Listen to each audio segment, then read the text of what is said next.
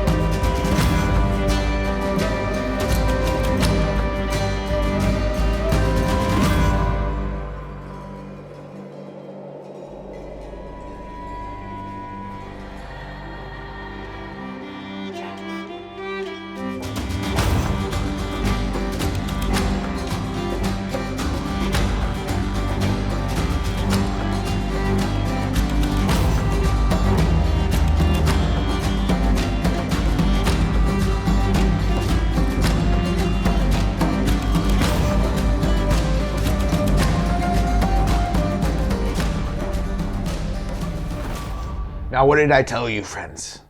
Aren't those minis fantastic? Now let's talk about a few of my favorites for this episode. Corey's top 4 favorite catches of the box. Number 4 on my top list of catches is my boy Sully here. Now, the most important thing about Sully here is that he absolutely tells the story as a mini.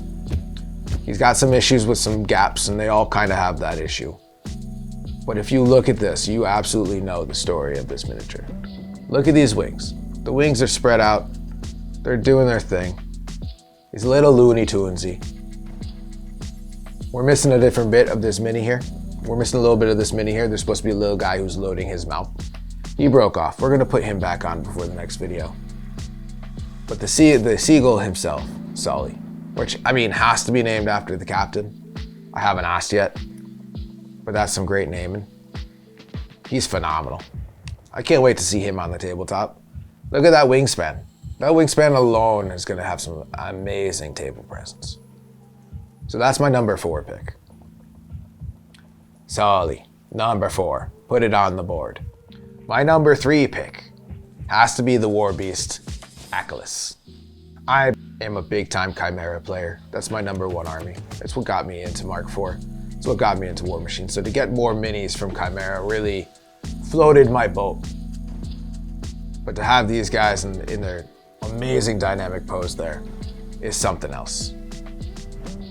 Again, I think a big part of these minis is how dynamic and how much story they tell. This Achilles himself's got the poison dripping off of his talon. He's got his wings spread wide. He's an absolute presence on the table. Again, there's a few little gaps here I'm gonna have to fill in with some green stuff or some sprue. But just the way he wraps around the stone there, and he's mid-flight, kind of like a king cobra coming up and making his space. I love this mini, which will bring me to the next mini. That's number 3 on the board, Achilles, the war beast. Number 2, and again, because I'm a Chimera player, this one's got my heart, comes down to Valix. I was shocked when I went through the stats and saw that this model was actually the Warlock. Usually Warlocks seem to be a little squishier, depending on the build. This one specifically is a thick boy. I'm a big fan of the way that he's kind of standing in this imposing pose saying, "Come get some," screaming out at the other army. I specifically am in love with the weapons he has. Chain swords is something that really tickles me since I was a child. Growing up with the Ronin cartoons where the guy used to throw his scythes with chains on them, so having a cool chained sword on there is something else. Again, these minis are absolutely intricate with details, but not too much detail, not the kind that throws you over the top or makes it too hard to paint. He's scary, he's imposing, he's everything you want in a warcaster. It's no secret that Corey loves thick warcasters. Big beefy boys that are gonna tank across the table. That's me. So this one is gonna be a favorite warcaster for some time. And that takes me to my obvious and number 1 pick when it comes to top minis from this box. And I think you'll know it. And if you've heard the legend, and you've heard the singing, like I hear the singing, then you know which one's gonna take my top spot. It's my little baby boy, my sharky man. That's right, it's Chum. Now we're working on a couple of videos about Chum because I think he's a top fan favorite across the War Machine meta. Not only does he hit like a gosh dang brick house, but from one end of this mini to the other end of the mini, to the front of the mini, to the back of the mini, there's a different bit of story in every one. Like, why does he have this fish? What's this fish name? I like to call him Wilson. We'll come up with another name for him soon enough. I'm sure there's one in the War Machine lore, but for now, Wilson here, him alone is an amazing part of this sculpt. There's a few gap issues, and this is no secret with this mini box. He's got a few gaps in his biceps. There's a few gaps underneath here. It's gonna be a sprue deal, but overall, this isn't bad. If you look at his face, he's got 100 teeth. It's gonna be a pain in the Irish to paint all of those teeth, but I'm gonna love every second of it. He's got so many little details that tell stories. There's a little crab hanging off the back. He's got a hook on there. For some reason, there's a scuba diver helmet. Don't know, did he eat a scuba diver? I don't know. You get to tell that story. And he absolutely dwarfs other models on the table. I've put him side by side with other war machines and other war beasts and other war jacks. And he absolutely dwarfs them on the table. They might be the same size. His pose and overall energy on the table seems to make him look about 10 inches bigger than every other mini out there. Chum is sure something to look out for. Honestly, I'd be surprised if there weren't 100 chums out there in all of the painting competitions. Look out for Chum.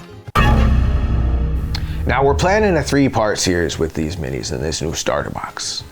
Today, we're strictly looking at the miniatures. Later, in episode 2, we're gonna take a long look at these miniatures and their stats. We're gonna think about the best way to play it, the most fun way to go about it, and maybe the real important abilities you should be looking out for. Now those rules haven't been released yet, so look forward to that in part 2. Now part 3 is going to be something truly special. Now I've got my good friend and actor Jared Johnston coming in. You might know him from certain TV shows like Severance, or Manifest, or even East New York.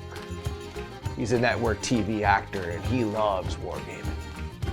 So we're gonna get him in this room. We've already taught him the game. We're gonna get him playing with these here minis. We're gonna put this box to the test and see if it really has what it takes to hook new players like Jared. I believe in it, and I hope you do too. Now remember, you can tune a fish, you can tune a horn, or you can tune on in on Lazy Sunday Gaming by hitting that like, share, or subscribe button. We really do appreciate it. This has been Lazy Sunday Gaming. Maybe try hard tomorrow.